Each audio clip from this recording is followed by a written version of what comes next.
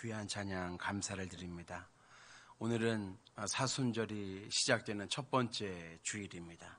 이 사순절에 저와 여러분들의 심령이 우리 주님의 생애를 깊이 묵상하고 또 본받고 우리 죄를 위해서 고난당하신 예수님의 그 고난을 기억하면서 주 앞에 더 가까이 나아갈 수 있는 은혜의 사순절이 되기를 먼저 주님의 이름으로 축복합니다.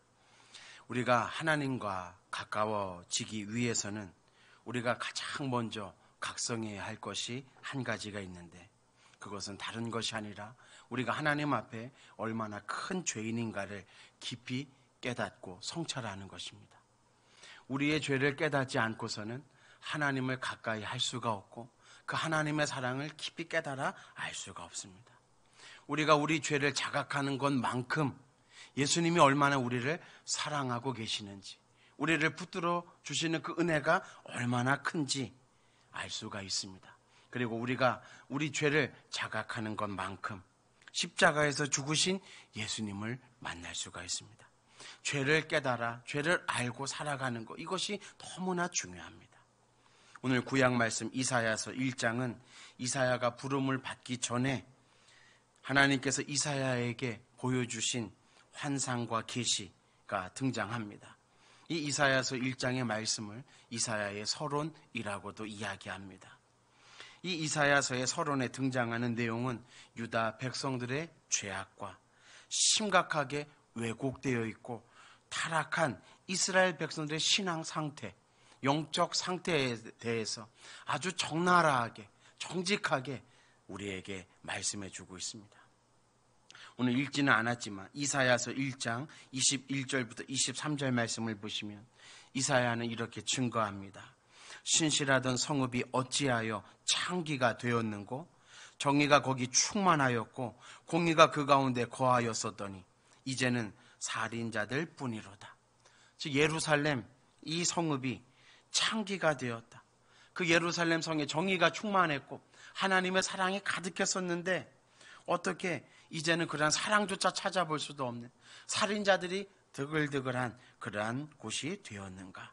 하나님께서 이사야 선지자를 통해서 예루살렘의 영적 상태, 유대 사람들의 신앙의 상태를 말씀해 주신 것입니다. 이 말씀은 구약의 이사야 선지자만 하신 말씀이 아닙니다.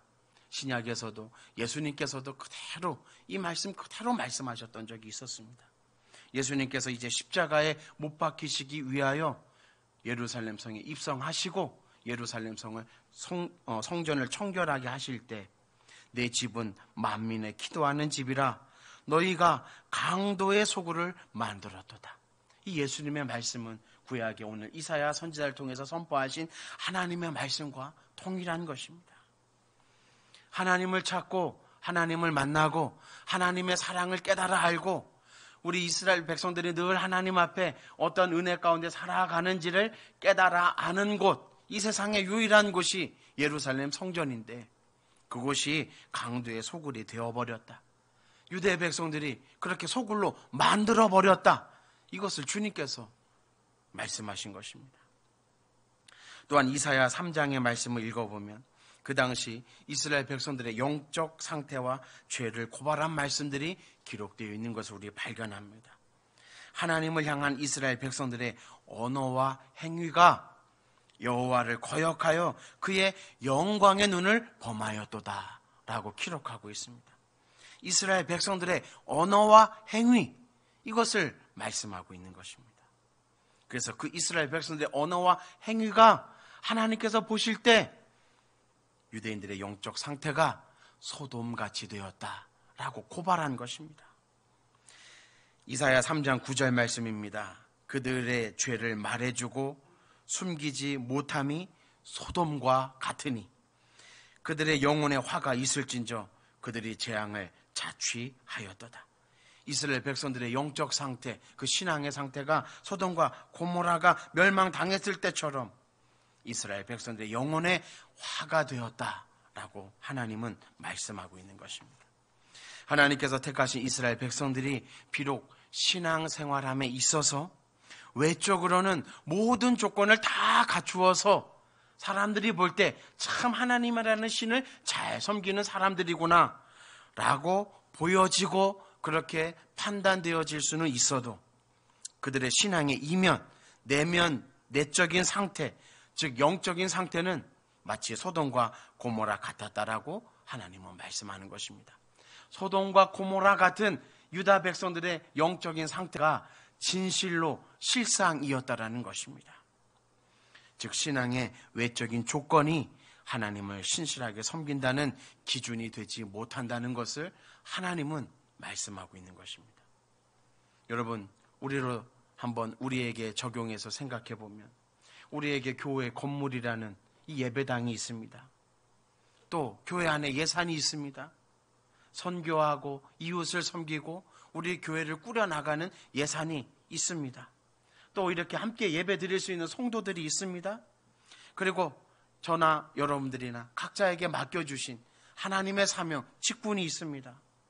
이것이 신앙의 기준이 되지 않는다는 것입니다.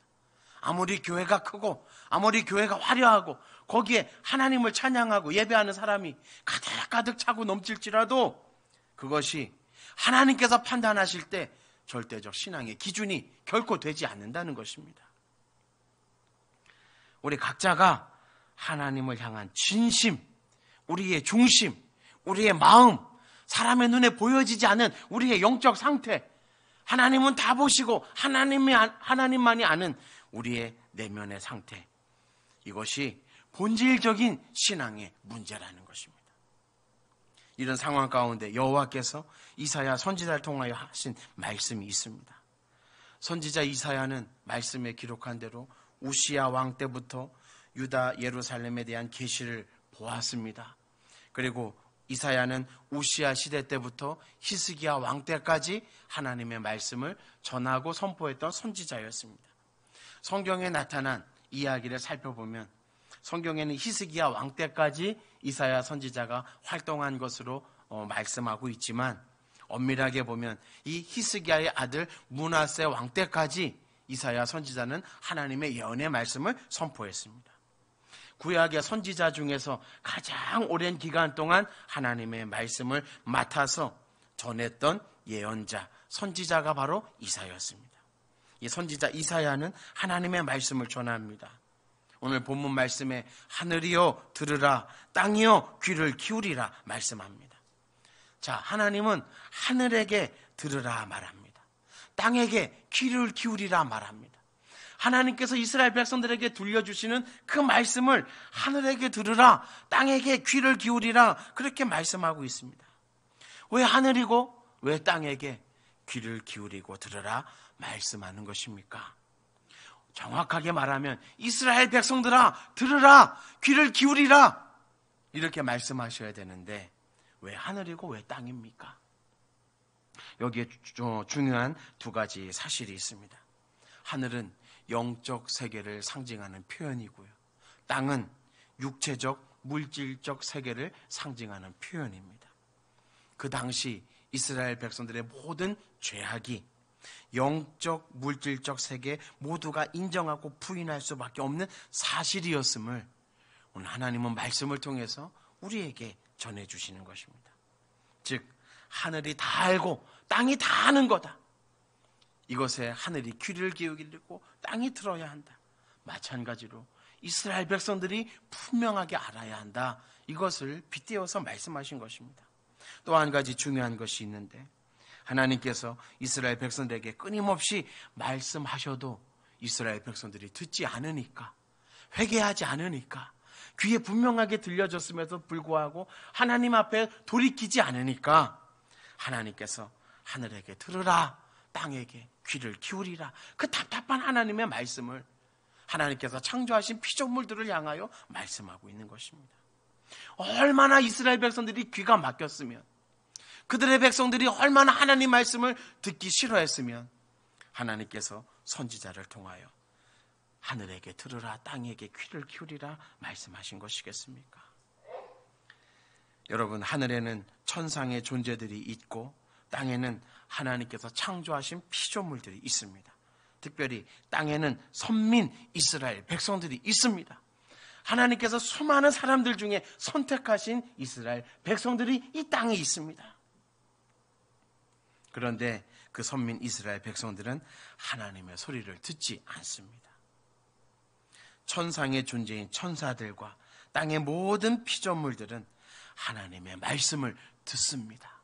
그러나 이스라엘 백성들은 듣지 않습니다.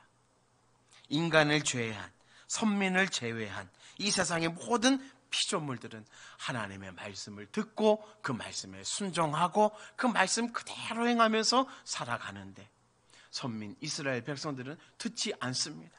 거역합니다. 여러분, 이스라엘 백성들이 오늘 무엇을 들으며 무엇에 귀를 기울여야 합니까? 그것은 다른 것이 아니라 하나님의 탄식 소리입니다. 하나님께서 무엇을 탄식하시겠습니까? 이스라엘 백성들의 이 죄악을 보고 탄식하는 것입니다. 그 탄식하는 하나님의 소리, 그 소리를 하늘이 듣지 말아야 하고 땅이 듣지 말아야 하고 이스라엘 백성들이 들어야 한다. 여러분, 이것이 오늘 하나님의 탄식입니다. 반면에 하나님이 탄식하시지만 또 하나님께서 기뻐하시는 일이 있습니다. 그 하나님께서 가장 기뻐하시는 일이 무엇이겠습니까? 유다 백성들이 하나님의 말씀을 듣고 죄를 깨닫고 그 길에서 돌이켜 하나님께로 돌아오는 것입니다. 에스겔 33장 11절 말씀을 보시면, 너는 그들에게 말하라. 주 여호와의 말씀이니라. 나의 삶을 두고 맹세하노니 나는 악인이 죽는 것을 기뻐하지 아니하고 악인이 그의 길에서 돌이켜 떠나 사는 것을 기뻐하노라. 이스라엘 족속아, 돌이키고 돌이키라. 너희 악한 길에서 떠나라. 어찌 죽고자 하느냐 하셨다 하라.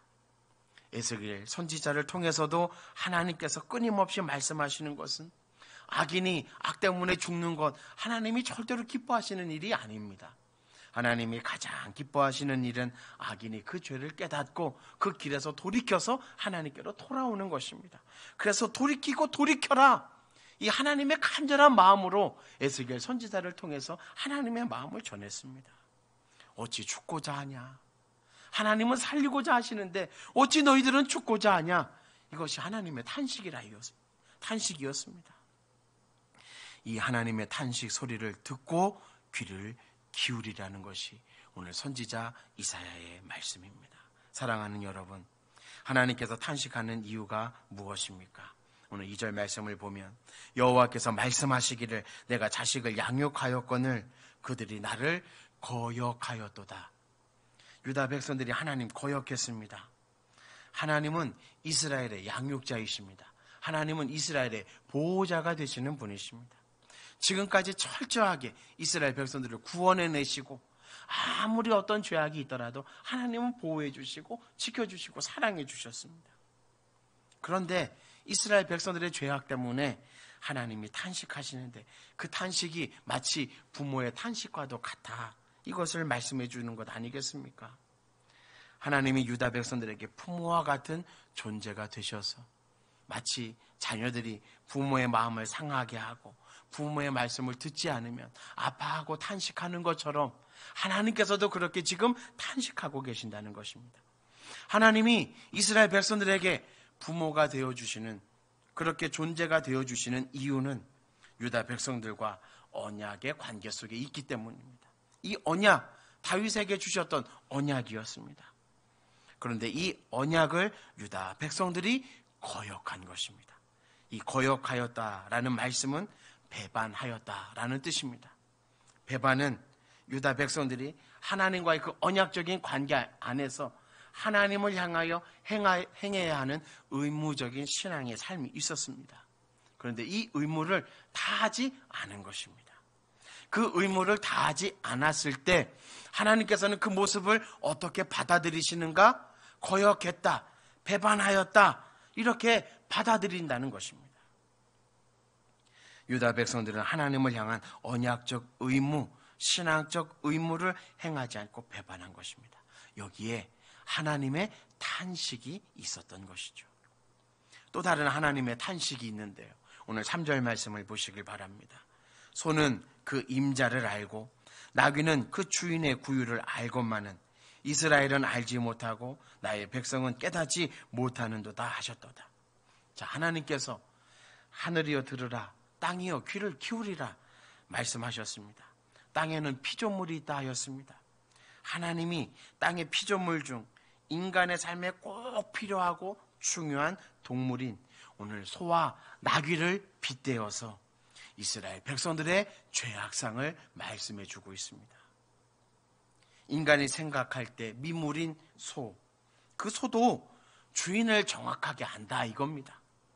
나귀가 있는데 그 나귀도 주인의 구유를 명확하게 알고 살아간다 이겁니다. 그런데 어찌하여 이스라엘 백성들은 하나님을 알지도 못하고 깨닫지도 못하느냐, 이렇게 탄식하는 것입니다. 그러나 이스라엘 백성들은 영적으로 소와 나귀만도 못한 그러한 믿음과 그러한 생활, 그러한 신앙과 그러한 영성을 가지고 지금 살아가고 있다는 것입니다. 그 모습을 하나님이 보니 얼마나 마음이 아프고 탄식하시겠습니까? 그래서 하나님은 이사야 선지자를 통해서 그 탄식하는 하나님의 마음을 전한 것입니다. 슬프다, 범죄한 나라요. 슬프다. 하나님이 이스라엘 백성들을 향해서 하시는 말씀입니다. 슬프다, 마음이 아프다, 하나님 눈에서 눈물이 난다. 성경엔 기록하지 않았지만 아마 하나님의 눈에서 피눈물이 나지 않겠습니까? 슬프다, 범죄한 나라요, 허물진 백성이요, 행악의 종자요, 행위가 부패한 자식이로다. 어찌하여 이렇게 됐냐? 참으로 슬프다. 사랑하는 여러분, 우리 인간은 하나님의 형상으로 창조된 존재입니다. 그래서 이 세상 피조물 중에 유일하게 하나님을 인식하고 하나님과 인간적인 소통처럼 하나님과 대화하고 하나님 앞에 나아갈 수가 있고 하나님을 찾을 수 있는 유일한 존재가 우리 인간입니다. 그러나 타락한 인간은 그 죄로 인하여 하나님을 버리고 이스라엘 백성들과 같이 이스라엘의 거룩하신 이를 만홀히 여기는 존재가 되었습니다. 만홀히 여긴다, 즉 하나님을 경멸하고 업신 여기는 존재가 되었다 이겁니다. 이것이 이스라엘 백성들의 신앙이요, 이스라엘 백성들의 신앙 수준이었습니다. 그 수준이 소돔과 같이 되었다, 고모라 같이 되었다. 이거 어떻게 돌이킬 수 있겠습니까? 이스라엘 신앙의 모습이 영적인 상태가 소돔과 같다라는 것은 이제는 더 이상 돌이킬 수 없는 상태가 되었다라는 것이죠. 그래서 여러분, 하나님께서 소돔과 고모라를 불로 심판하신 거 아닙니까? 돌이킬 수 없는 상태가 되었으니까 그들에게는 남은 것이 하나님의 심판밖에 없었던 것입니다. 이스라엘 백성이 지금 이렇게 소돔과 고모라처럼 영적으로 썩어 문드러졌다, 이것을 말씀한 것이죠. 그래서 이제는 이스라엘 백성들이 하나님의 자식이 아니요 소돔의 관원과 고모라의 백성이 되었다라고 이사야 1장은 말씀하고 있습니다. 이들이 하나님께 온갖 재물을 가지고 나와 하나님을 예배한다고 하였지만 실상은 마당만 밟고 가는 사람들이 되어버렸다. 이사야 1장 15절에서 말씀하고 있습니다. 그렇다면 여러분, 오늘 우리는 생각해야 합니다. 오늘 우리의 모습은 과연 어떻습니까? 저와 여러분들의 신앙의 모습은 어떻습니까? 우리 갈릴리 교회, 우리 신앙의 공동체는 하나님 앞에 나아가는 모습이 어떻습니까? 오늘 우리가 하나님 앞에 드려지는 이 예배가 어떻습니까? 오늘 하나님의 자녀인 저와 여러분들의 모습은 어떤 신앙의 상태로 하나님을 믿고 섬기며 살아가고 있습니까? 혹시 저와 여러분들의 모습을 하나님이 보신다면 오늘 이사야의 시대처럼 똑같이 하나님 탄식하시는 사람으로 살아가고 있습니까? 아니면 하나님의 마음을 기쁘시게 하는 사람으로 믿음의 삶을 살아가고 있습니까? 자, 이것보다도 우리는 오늘 분명히 들어야 합니다. 우리가 무엇을 들어야 하며 무엇에 귀를 기울여야 합니까? 다른 것이 아닙니다. 하나님의 탄식 소리를 들을 수 있어야 하고 그 하나님의 탄식 소리에 우리의 귀를 기울여야 합니다. 우리 안에 하나님의 이 음성이 잘 들려지는가? 나는 잘 듣고 살아가는가? 그 사람이 하나님 기뻐하시는 사람입니다. 그런데 들리지 않는다. 그러면 여러분 진짜 하나님이 탄식하는 사람입니다. 우리 안에 들려지는 죄의 소리를 잘 들어야 합니다. 우리의 신앙이 하나님을 향하여 마음은 없고 형식적인 신앙으로 살아가는 우리의 모습 때문에 들려지는 그 하나님의 탄식 소리, 여기 우리는 귀 기울여야 하고 마음을 쏟아야 한다는 것입니다. 하늘과 땅은 하나님이 창조하신 대로 움직입니다. 그런데 인간은, 아니 이스라엘 백성들은 하나님의 창조하신 목적대로 순종하지 않고 움직이지도 않습니다. 우리도 마찬가지 아닙니까? 우리도 우리 고집대로 살아갈 때가 얼마나 많습니까? 우리의 주장을 빡빡 세우면서 살아갈 때가 얼마나 많습니까? 하나님을 때로 목적으로만 이용할 때도 우리에게 있지 않습니까? 우리가 필요할 때만 하나님 간절히 찾고 필요할 때만 나와서 하나님께 기도하지 않습니까? 황소와 나귀는 먹이를 주는 주인을 분명히 알아보고 분별하고 그 주인의 말씀에 순종하면서 살아가는데 어찌 이스라엘 백성들은 하나님을 주인으로 인정하지 않고 살아가고 있습니까? 이것이 죄라 이겁니다. 이스라엘 백성들과 우리의 가장 큰 죄는 우리 자신을 하나님 앞에서 포장하며 살아가는 것입니다. 그 포장하면서 신앙생활을 했던 사람들이 이사야 선지자 시대 때 이스라엘 백성들이었습니다.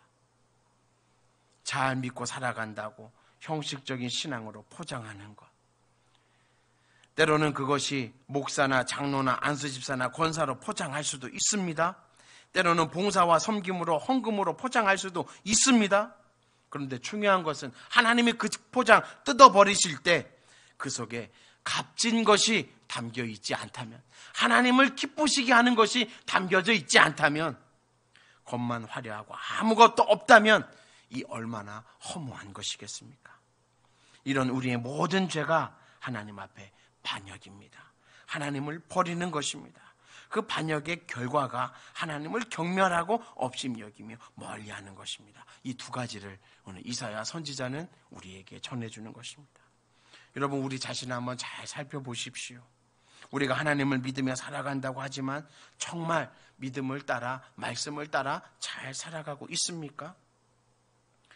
우리가 판단하고 우리 편의 위주로 신앙의 삶을 살아가고 있지는 않습니까? 여러분, 세상 사람들도 때로는 어리숙하고 잘 이해하지 못하고 행실이 나쁜 사람을 보면 동물에 빗대어 말하지 않습니까? 그러나 여러분, 가만히 생각해 보십시오. 새가 있습니다. 이 새가 얼마나 머리가 좋습니까?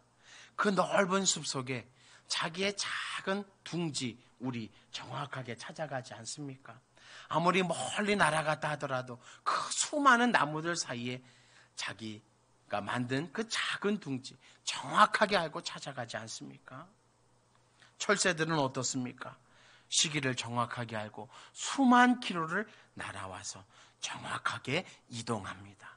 한치의 오차도 없습니다. 여러분들이 잘 알고 있는 연어의 희귀 본성이 있습니다.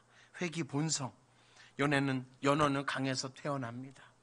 그리고 그 이후로 바다로 나가 성장하다가 알을 낳게 되면 다시 자기가 알에서 깨어난 그곳으로 돌아오지 않습니까? 바다로 나갔다가 몇 번 돌아와서 이 길이구나 라고 알고 돌아오는 거 아닙니다. 한 번도 돌아온 적이 없는 그 길을 그대로 찾아서 돌아오지 않습니까? 더 넓은 세상으로 가서 살다가 왜 굳이 물살을 거스르면서 자신의 고향으로 되돌아오는 것입니까?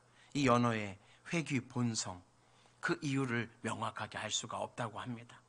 여러분, 이거 하나님께서 창조하신 그 피조물들에게 주신 특별한 능력 아닙니까? 우리도 마찬가지입니다. 모든 피조물들 가운데 가장 특별한 능력을 우리 인간은 부여받았는데요. 그것이 바로 하나님의 형상으로 창조된 것입니다. 그 하나님께서 특별하게 주신 그 은혜, 그것이 하나님을 향해서 찾아 나아가는 것입니다. 오늘 우리들의 문제는 하나님을 알려고 하지 않는 것이 있다고 생각합니다. 하나님을 간절히 찾는 마음이 사라져버린 것, 이것이 오늘 저와 여러분들의 문제라고 생각합니다. 하나님을 사랑하는 마음은 없고 형식만 앞세우며 종교적 신앙생활을 하는 것, 이것이 오늘 이 시대 저와 여러분들의 가장 큰 문제가 아니겠습니까? 여러분, 신앙은 다른 것 아닙니다. 하나님을 알고 예수님을 사랑하고 성령 하나님의 충만하신 은혜 가운데 하나님의 말씀에 귀를 기울이며 그 말씀을 듣고 순종하면서 살아가는 것입니다.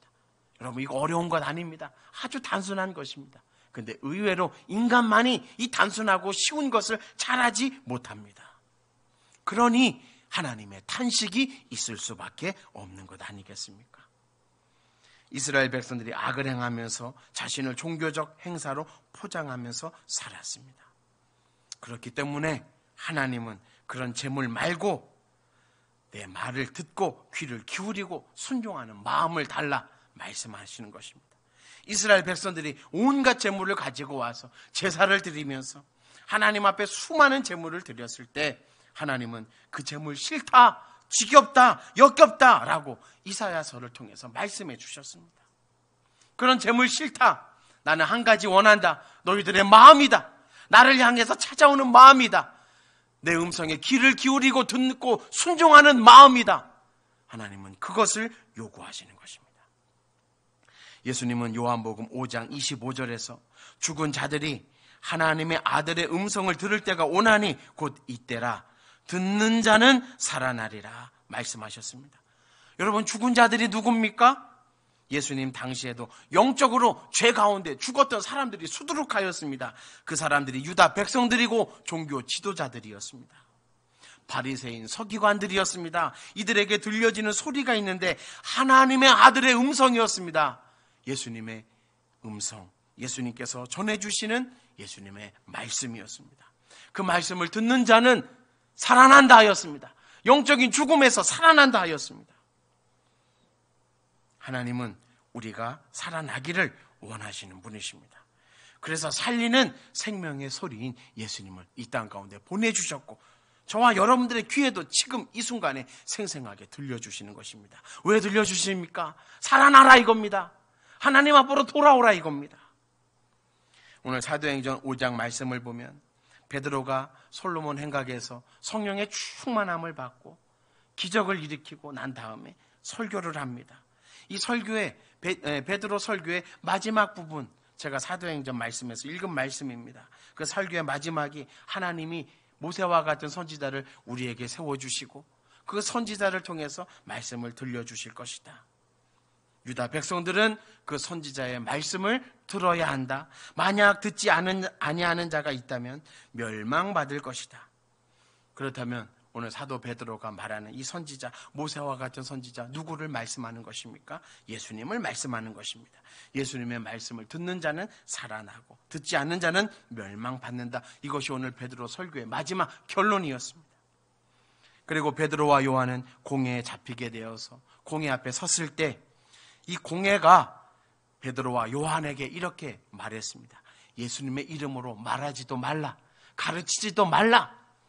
자, 그때 이런 위협이 베드로와 요한에게 닥쳐왔을 때 베드로와 요한은 무엇이라고 말합니까? 하나님 앞에서 너희의 말을 듣는 것이 하나님의 말씀을 듣는 것보다 옳은가 판단하라. 우리는 보고 들은 것을 말하지 아니할 수 없도다. 그렇게 선포하였습니다. 사랑하는 여러분, 하나님은 우리의 마음을 중요하게 보십니다. 하나님은 우리의 마음을 원하십니다. 하나님은 우리가 하나님과의 관계를 온전히 회복하고 저와 여러분들이 하나님을 더 깊이 알아가기를 원하십니다. 그리고 더 나아가 하나님은 우리가 하나님을 사랑하며 살아가기를 원하십니다. 교회 예배당만 밟고 살아가는 사람이 아니라 이스라엘 백성들처럼 온갖 재물과 같은 헌금만 드리는 사람이 아니라 우리의 몸을 드리고 마음을 드리고 오늘 우리 가운데 말씀하시는 그 하나님의 음성을 듣고 하나님 앞에서 영이 살아있는 자녀로 살아가기를 하나님은 누구보다도 원하신다는 것입니다. 사순절을 시작하면서 저와 여러분들이 더욱더 이 하나님의 말씀 앞에 가까이 나아가기를 소망합니다. 하나님의 말씀이 저와 여러분들의 심령 가운데 들려지는 은혜가 있기를 원합니다. 그 하나님의 말씀을 듣고 우리 교회가 영적인 죽음에서 살아나고 저와 여러분들의 신앙이 영적인 죽음의 신앙에서 다시 살아나는 그 은혜가 우리 모두에게 함께 하시기를 예수님의 이름으로 축원합니다. 기도하겠습니다.